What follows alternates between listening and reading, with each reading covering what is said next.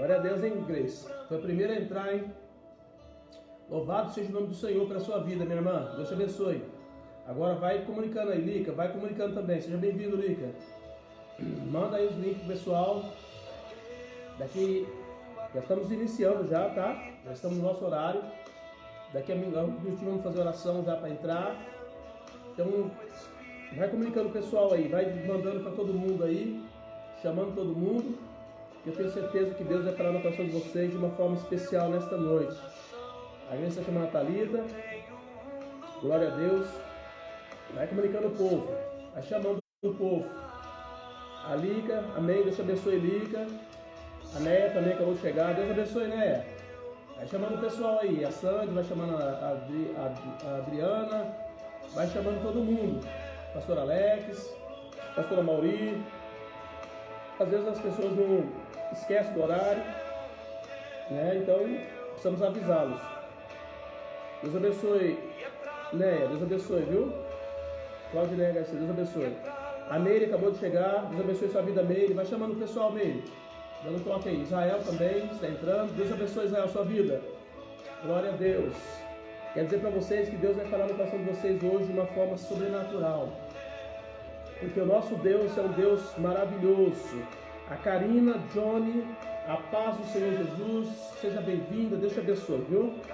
A Grace está chamando o Efraim, glória a Deus, vai chamando todo mundo, pessoal. Eu vou dar um tempinho aí para a gente poder já começar a entrar o pessoal aí, para a gente fazer a nossa oração e começarmos a buscar o Senhor, pedindo a bênção de Deus sobre as nossas vidas.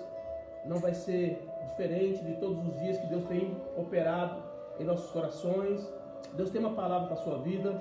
Deus tem uma palavra com certeza para afirmar, para fortalecer você. O Ivo está chegando também. Deus abençoe. Ivo sempre aí presente com a gente. Deus abençoe, Ivo, sua vida, tá? Glória a Deus. Vai chamando todo mundo, pessoal. Vai chamando todo mundo. Nós vamos entrar. Israel, vai comunicando o povo aí. Vai chamando os seus amigos. O pessoal da igreja também. Às vezes o pessoal da igreja não tá ligado. E aí não sabe que já começou. Então vai chamando todo mundo. Amém, glória a Deus. Aleluias. Tivemos uma vigília ontem muito abençoada. Deus falou poderosamente aos nossos corações ali. Ficamos até 4 horas da madrugada. Foi forte demais o que Deus falou, o que Deus fez.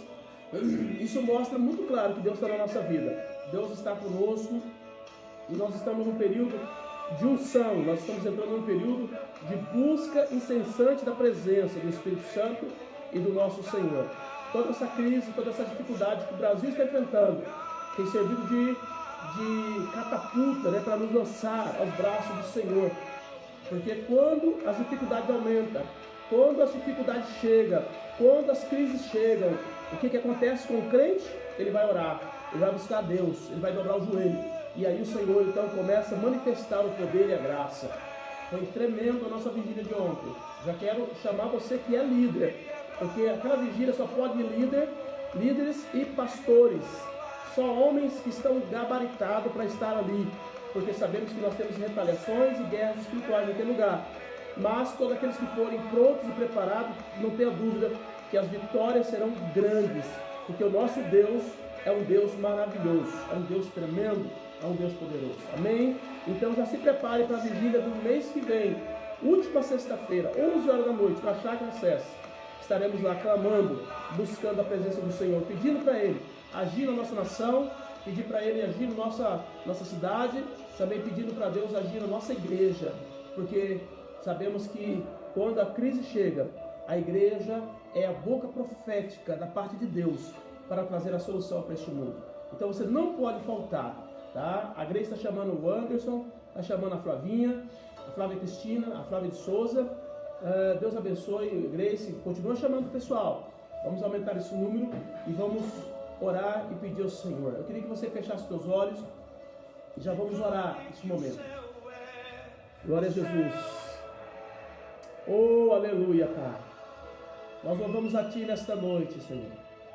Louvamos a Ti, ó Pai, porque mesmo com um culto online, onde as pessoas estão, cada um das suas casas, com certeza seria muito melhor se nós estivéssemos em um recinto fechado, lá na igreja, como é o nosso hábito, como é a tua vontade também. Mas sabemos, meu Pai, que nesse estado de exceção, nós podemos glorificar o teu nome, cada um na sua casa, ouvindo a sua palavra. Eu oro agora, Pai, pelos teus filhos, que estão espalhados nos 4 cantos da terra, homens e mulheres, que te aceitaram, ó Deus, e que fizeram aliança, e que fizeram acordo contigo, para te honrar e te servir em todo tempo, em todo momento e em qualquer situação. Oro por eles nesta noite. Creio que o Senhor, meu Pai, tem com certeza uma palavra poderosa para mudar a vida de cada um deles. E nesta noite, nós nos entregamos completamente ao Senhor e te pedimos, meu Pai, no nome de Jesus, que tu venhas e que tu manifeste de uma forma sobrenatural. Queremos ser tocados, queremos ser cheios e abundantes da sua palavra. Então fale conosco nessa noite, nos abençoe, se conosco. Ó Deus, opera de uma forma sobrenatural, porque queremos mais da sua presença. Quero orar por todos que estão assistindo e participando desse culto online. Que o Senhor abençoe a vida de cada um. Que o Senhor sare o enfermo. Que o Senhor liberte, meu Pai, o cativo. Que o Senhor, meu Pai, traga tranquilidade e paz ao ansioso, ao deprimido, ao triste, ao amargurado. Que o coração dessas pessoas possa ser transformadas e mudadas pelo poder do Teu Espírito Santo. E elas possam, meu Pai, se entregar por completo nas Tuas mãos. Meu Deus, é no nome de Jesus. Sabemos que grandes coisas o Senhor há de fazer esta noite. E nós nos rendemos por completo a Ti. E pedimos, sei conosco, Pai. No nome de Jesus, oramos e te agradecemos. Em nome de Jesus. Amém? Glória a Deus. Aleluia. Quero louvar a Deus pela vida da Stephanie. Está aqui a Stephanie. Não, a Stephanie está sendo chamada pela Grace, né? Glória a Deus. Continue chamando, Grace. Continue chamando o pessoal. Temos certeza que Deus vai fazer grandes coisas na vida de cada um de vocês. Amém, Jesus? Glória a Deus. Aleluia. Como eu estava dizendo para vocês, querido, ontem nós participamos de uma vigília muito poderosa e Deus agiu de uma forma sobrenatural em nossas vidas. E eu já quero chamar você para estar conosco na próxima vigília. Tá? Na próxima vigília, eu quero chamar você para estar conosco. Na sexta-feira, última sexta-feira do mês, 11 horas da noite, lá na Chácara SES. Deus tem uma palavra com certeza para você. Toda a última sexta-feira nós levamos um pregador diferente. Ontem foi o pastor Vanderlei e nós louvamos ao Senhor até as 4 horas da madrugada. Foi algo extraordinário. Então, você que não foi, tá? Então com certeza você perdeu. E eu quero chamar a sua atenção para que sexta-feira próxima, né, a última sexta-feira do mês de maio, você possa estar conosco ali, adorando e servindo ao Senhor. Amém? Porque Deus tem palavras poderosas para agir em nossas vidas. Eu queria que você abrisse a tua Bíblia agora no Salmos de número 4. Salmo de número 4, que diz assim o título: Salmo de Davi para o cantor mor sobre Negnote. Davi ora a Deus na sua angústia. Davi ora a Deus na sua angústia. De repente você está aí vivendo dias de angústias, dia de tristeza, porque sabemos que há muitas pessoas que estão desempregadas, muitas pessoas que estão passando por crise financeira, muitas pessoas que estão atemorizadas diante de tudo que tem acontecido, mas a Bíblia diz que no momento desse, Davi ora a Deus. Davi se coloca à disposição de Deus e ele entende que somente Deus pode agir na vida dele. E é isso que eu quero que você entenda. Eu quero que você pegue essa palavra e aplique no seu coração e comece a entender que o nosso Deus, o Deus a quem nós servimos, é o Deus que se preocupa conosco. Eu tenho tido sempre essa palavra, né, praticamente todas as vezes que eu estou aqui, eu falo sobre isso. Deus se preocupa conosco. Deus se preocupa com você. Talvez você esteja vivendo uma vida de dificuldade nesses dias e por esse motivo, muitas vezes o inimigo coloca na mente e no coração de algumas pessoas que Deus não abandonou, que Deus não está nem aí com você. Mas eu quero te adiantar e te afirmar pela palavra de Deus que Deus realmente se preocupa com você. E assim foi com o salmista. O rei Davi, quando ele estava numa situação de dificuldade e luta, o que ele faz? Ele ora a Deus. Então nós precisamos aprender que agora é a hora de nós orarmos a Deus. É claro que todo tempo nós devemos orar a Deus, mas o fato é que muitas pessoas, quando as coisas estão bem, elas não se preocupam em buscar Deus. Mas quando a coisa aperta, então elas vê e reconhecem que há um Deus que luta por ela. E mesmo assim, o nosso Deus tão poderoso e maravilhoso como Ele é, mesmo nesse momento, Ele entra com providência na nossa vida. Então o Salmo começa assim, Salmo de número 4. Ouve-me quando eu clamo, ó Deus, da minha justiça. Na angústia me deste largueza. Tem misericórdia de mim e ouve a minha oração. Filho dos homens, até quando convertereis a minha glória em infâmia? Até quando amareis a vaidade e buscareis a mentira? Deus falando através da boca de Davi, que agora não é um rei mais, agora é um profeta, que está dizendo: sabei, pois, que o Senhor separou para si aquele que lhe é querido. O Senhor ouvirá quando eu clamar por ele. Olha uma afirmação: Deus te ouvirá quando você clamar por ele.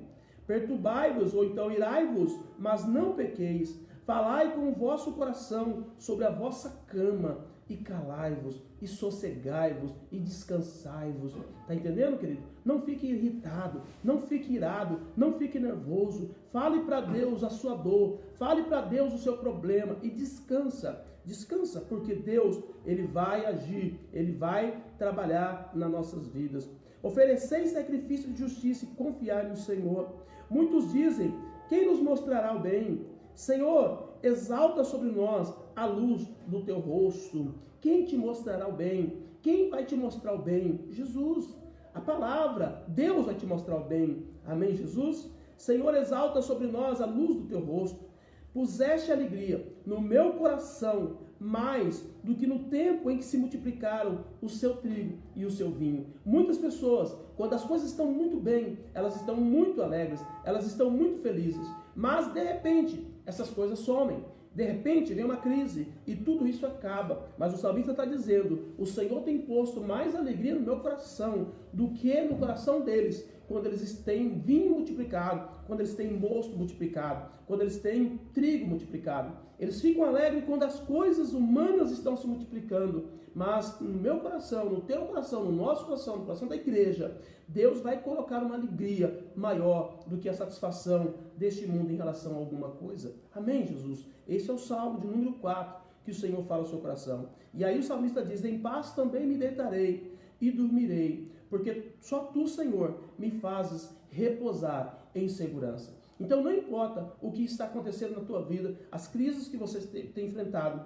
não importa. A Bíblia diz: se você confiar no Senhor, se você entregar a sua vida para o Senhor, se você se colocar à disposição do Senhor, em paz também me deitarei, diz o salmista. E também você vai se deitar em paz, vai dormir, porque somente o Senhor vai te fazer habitar em segurança. Amém? Este é o Salmo para você. O Salmo que traz para a sua vida uma convicção de que o Deus que você serve é um Deus que se preocupa com você, é um Deus que se preocupa conosco, é um Deus que se preocupa com a igreja, um Deus que está trabalhando a favor daqueles que o buscam, aqueles que realmente acreditam, porque Ele faz isso, porque Ele é um Deus que já pagou o maior preço pela minha e pela sua vida. Então, querido, não se desespere, não fique angustiado, não fique desesperado, creia no Senhor, creia, e o Senhor, o nosso Deus, vai fazer grandes coisas na sua vida. Amém, Jesus? Deus tem uma palavra para você nessa noite.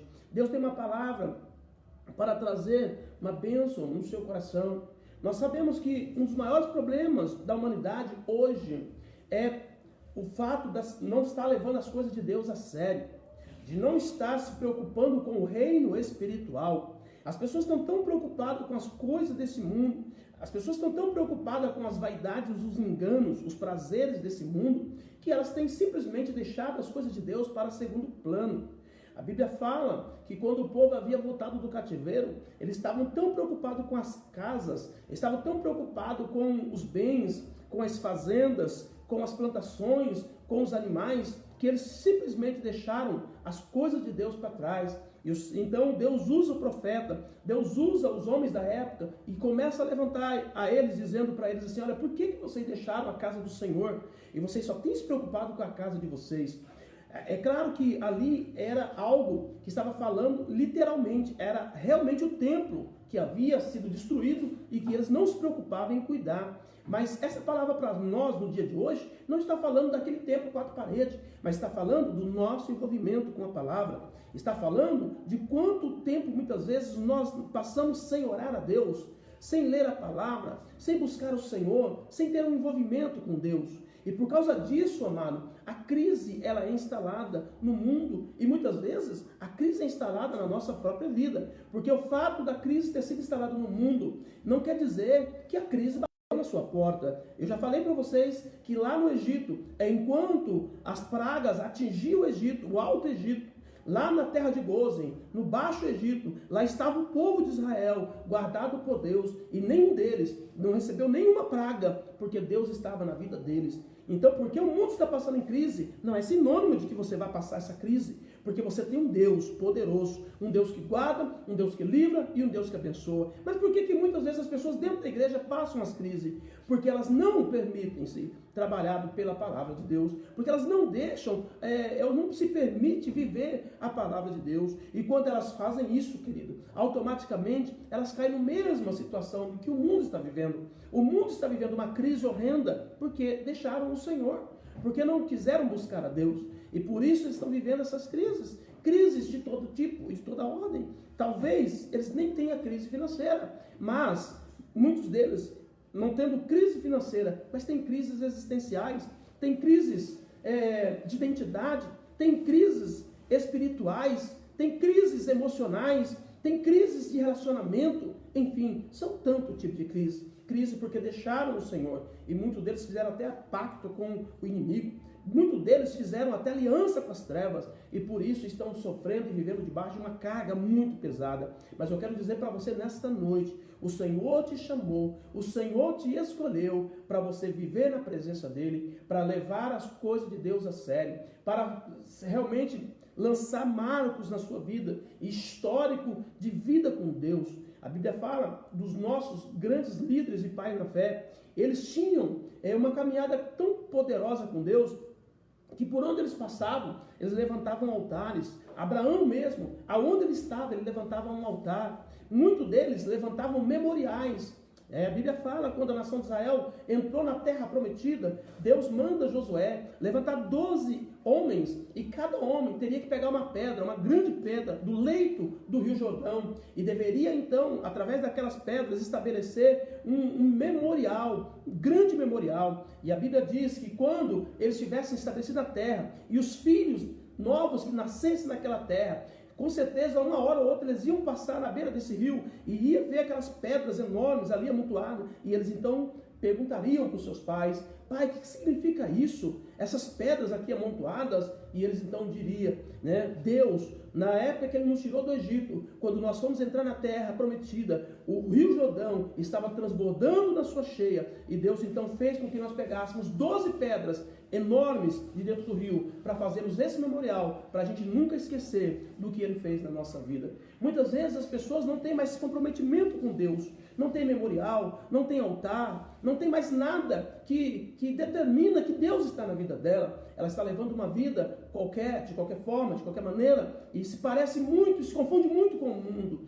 e não há como Deus falar, e não há como Deus agir, e não há como Deus manifestar. Dorme, não tem mais sonhos. Deus não fala mais através dos sonhos, Deus não fala mais através de visões, Deus não fala mais através da palavra. Muitas vezes as pessoas preferem estar fazendo qualquer outra coisa do que ouvir uma palavra como essa, e essas pessoas estão perdidas sem Deus, e Deus não há como atingir e alcançar os corações dessas pessoas. Mas Deus está nos chamando nesta noite para entendermos, querido, que não é porque a igreja está fechada, não é porque nós não reunimos na igreja que nós perdemos a fé, não é porque nós não reunimos na igreja que nós deixamos de ser cristão. Pelo contrário, agora é a hora de nós provarmos para nós mesmos que nós estamos firmes na fé, levantando memoriais, levantando altares e dizendo para Deus: Senhor, eu quero ser melhor hoje do que eu fui ontem, eu quero ser mais crente hoje do que eu fui ontem. E esse é o desafio para mim e para você. É por isso que nessa noite Deus colocou no meu coração trazer essa palavra para você. Aonde você está? Deus chama a atenção de Adão e diz: Adão, aonde você está? Deus sabia onde Adão estava, mas Adão não sabia. Adão já estava perdido e não sabia. Há muitas pessoas que estão perdidas e não sabem. E Deus então faz essa chamada e diz: aonde você está? Aonde você está? O que tem acontecido na tua vida? Como é que você tem se manifestado no reino espiritual? Deus tem falado contigo? Então, nessa noite, eu quero chamar a sua atenção sobre esta palavra, que nós precisamos firmar cada vez mais com o Senhor. Que mesmo em meio a essa pandemia, a essa crise, a essa dificuldade, nós não temos desculpa para negligenciarmos os princípios. Nós não temos desculpa para deixar de cumprir a palavra. Nós não temos desculpa de deixar de adorar a Deus. Nós não temos. Pelo contrário, agora é a hora de nós provarmos que nós somos realmente de Deus. Então eu quero meditar com você. Eu queria que você fechasse os teus olhos, porque eu quero orar com você agora. Eu quero orar com você agora porque nós vamos falar sobre essa palavra. E essa palavra com certeza vai ser algo da parte de Deus para mudar a tua vida. Vai ser algo da parte de Deus para te levar a um entendimento diferenciado sobre que você precisa se firmar mais com o Senhor. Você precisa realmente se entregar mais para Deus. Hoje nós estamos aqui, mas amanhã nós não saberemos se estaremos. Hoje nós estamos tendo acesso à tua casa através desse sistema, mas amanhã nós não saberemos se nós teremos essa oportunidade. Tá? Então, antigamente nós estávamos na igreja e tínhamos esse meio de comunicação. Nós não usávamos o meio de comunicação para esse fim, mas nós tínhamos a igreja. Hoje nós só temos esse meio de comunicação. Quem me garante que amanhã nós teremos esse meio de comunicação? Então é muito importante você aproveitar ao máximo do que nós temos recebido, porque nós não sabemos o que poderá acontecer amanhã. Agora, disso tudo, querido, fica para mim e para você a palavra que você precisa firmar com Deus, que você precisa fortalecer o Senhor. Paulo diz, nos demais irmãos meus, fortalecei-vos no Senhor e na força do seu poder. É isso que nós precisamos, é fortalecer no Senhor. Sabe por quê? Porque qualquer crise, qualquer dificuldade que vier para nós vai ser simplesmente mais uma crise, se nós estivermos fortalecidos no Senhor. E é essa a atenção que eu quero chamar a sua nessa noite, através dessa palavra. Então feche os teus olhos, vamos orar nesse momento, vamos falar com Deus. Peça para Deus falar com você de uma forma especial. Amém? Glória a Deus. Feche teus olhos, vamos orar.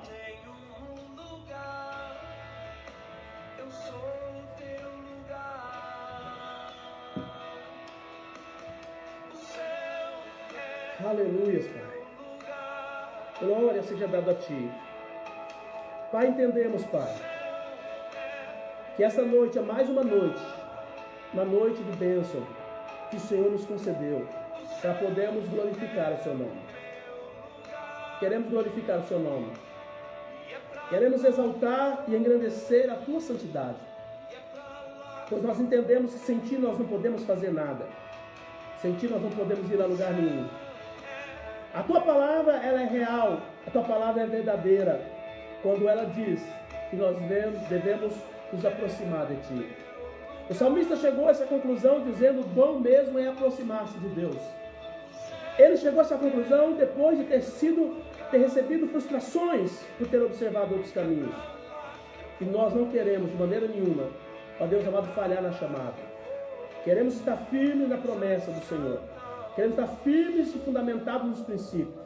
Por isso nós te pedimos nesta noite, em nome do Senhor Jesus, que Tu venha sobre nós com uma unção poderosa. Porque o que nós precisamos falar hoje, com certeza muitos dos Teus filhos já até ouviram. Mas talvez o momento em que eles ouviram, não era um momento, meu Pai, que eles estavam prestes a ouvir. Quem sabe o momento que eles ouviram, eles não estavam com ouvidos tão atentos, abertos para ouvir a Sua voz. Mas agora, Pai, neste momento, no conforto da sua casa, sentado no seu sofá macio, confortável, essa pessoa está agora, ó Deus, com esse celular, com esse tablet, ou então assistindo pela TV. Meu Deus, eu peço que o Teu Espírito Santo, que tem o poder, meu Pai, de agir na vida de cada um de nós, porque o Teu Espírito Santo, meu Deus, faz parte da Trindade e tem os atributos, ó Deus, da onipresença, da onipotência, e pode estar em todos os lugares ao mesmo tempo e fazer tudo que tem que ser feito da forma que o Senhor realmente quer. Então nós te pedimos, fale conosco nessa noite, que nós possamos estar abertos ao seu mover, que nós possamos estar prontos para ouvir a Sua voz e, ao ouvirmos a Tua voz, possamos levantar, ó Deus, firmes, dizendo: eu quero isso para a minha vida, eu quero isso para a minha vida, aleluia, eu quero isso para a minha vida, porque bom mesmo é se aproximar de Deus. Oh, aleluia, tudo nessa terra pode falhar, mas o Senhor não falha. Tudo nessa terra, Pai, pode acontecer de nos frustrar, mas o Senhor não nos frustra.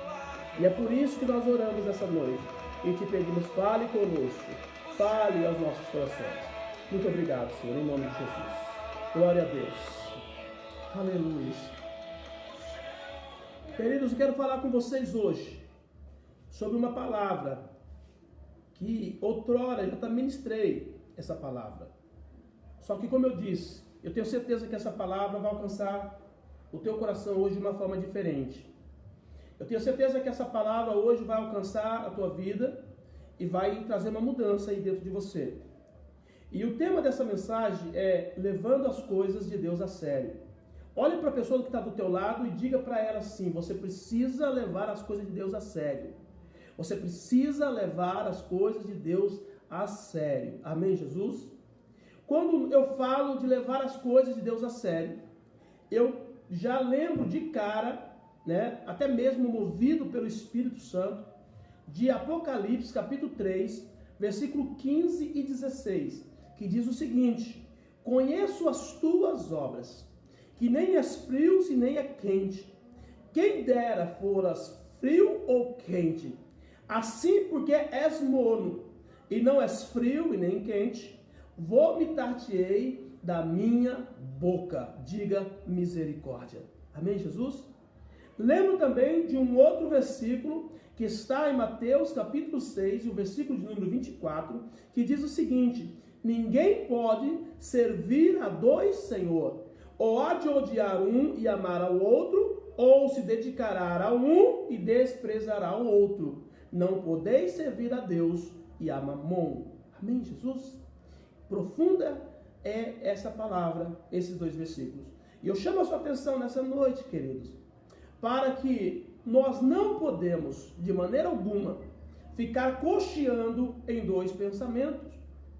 Quando o profeta Elias chega diante da nação de Israel, a Bíblia diz que a nação estava tão perdida, que eles não conseguiam definir quem era o Deus que eles serviam. Diga misericórdia. Imagine uma pessoa está tão mesclada, ela está tão envolvida no sincretismo religioso, que ela não consegue definir quem é o seu Deus. A Bíblia diz que eles diziam que Deus era Baal e que Baal era Deus. Olha que coisa louca. Eles estavam tão perdidos na sua idolatria, na sua mentalidade, na sua cultura enraizada no paganismo, que eles não conseguiam definir quem era o seu próprio Deus. E quando Elias chega, vê aquele povo todo perdido, ora eles consultavam a Baal, ora eles consultavam ao Senhor, e para eles Deus era Baal e Baal era o Senhor, tanto que a palavra Baal, traduzida, significa também Senhor. Então havia na mente deles já uma mente totalmente cauterizada, mesclada com a idolatria, de forma que eles não conseguiam mais enxergar a verdade. Então, o profeta Elias chega para eles e diz o seguinte: por que vocês estão cocheando em dois pensamentos? Se Baal é Deus, então segue Baal. Porém, se o Senhor é Deus, então segue ao Senhor. Quer dizer, defina. Não fique em cima do muro. Sabe por quê? Porque isso não agrada a Deus. É isso que Jesus está dizendo aqui. Ele está dizendo assim, ó, melhor que você fosse frio do que morno. Sabe por quê? Porque sendo morno, eu já estou pronto a te vomitar da minha boca. Diga misericórdia. Que palavra dura. E não é uma palavra minha, é a palavra do Senhor Jesus. Não sou eu que estou falando, é o Senhor Jesus que está falando. Então, o profeta Elias chega e diz para o povo: vocês precisam definir. E aí, chega naquele momento em que eles vão ter que fazer para mostrar para todo mundo quem era Deus. Porque, querido, eu não sei se você sabe, mas eu quero dizer uma coisa para você nesta noite, e que isso sirva de alento para a tua alma. A diferença entre Deus e Baal é que o teu Deus responde com fogo. Baal não responde com fogo. E o teu Deus responde com fogo. A Bíblia diz que quando Moisés chega no Egito, há também uma confusão sobre os deuses do Egito e sobre o Deus que Moisés serve. E há uma confusão tão grande que quando Moisés lança o cajado dele no chão e o cajado se transforma numa serpente, Faraó bate palma e traz também ali aqueles homens que ele considerava ser os magos do Egito. E os magos com os seus cajados também lançam no chão e eles também viram uma serpente. Olha que coisa tremenda. E numa dessa alguém pode dizer: e agora quem que vai vencer?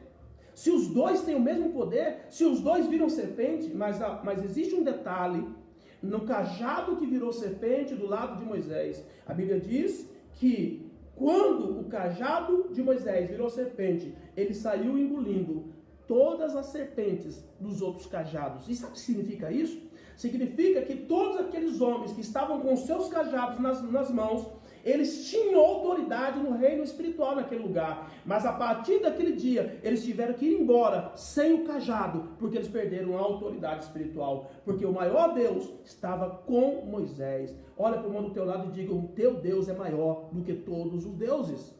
Amém, Jesus? E é por isso que nós precisamos definir essa coisa. E quando Elias então traz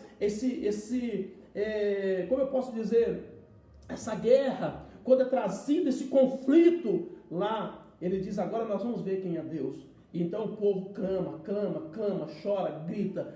A Bíblia diz que eles se cortam, mas nada de Baal responder.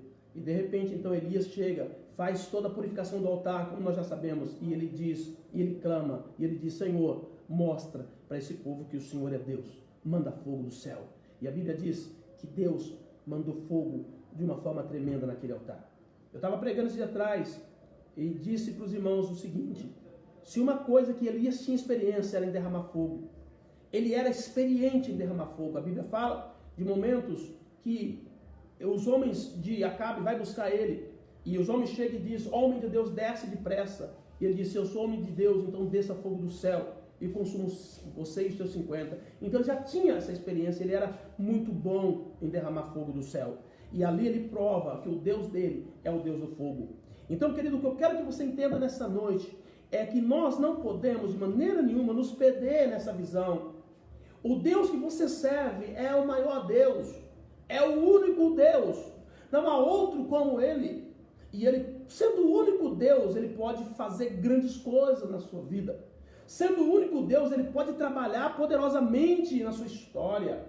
Então, nessa noite, eu quero falar para você sobre que nós precisamos levar as coisas de Deus a sério. O teu Deus é sério. Então, se teu Deus é sério, você tem que ser sério no caminhar com Ele. Você precisa andar sério com Ele. Quando eu falo disso, eu lembro também de uma parábola. A parábola é chamada O Menino nas Praças. E ela está em Mateus 11, versículo 16 a 19. Olha que coisa tremenda. Olha que coisa poderosa. Jesus chega e diz assim: mas a quem assemelharei esta geração? É semelhante aos meninos que se assentam nas praças e clamam aos seus companheiros e dizem: tocamos flauta e vocês não dançaram, cantamos lamentações e vocês não choraram. Porquanto veio João não comendo e nem bebendo, e vocês diziam que João tinha demônio.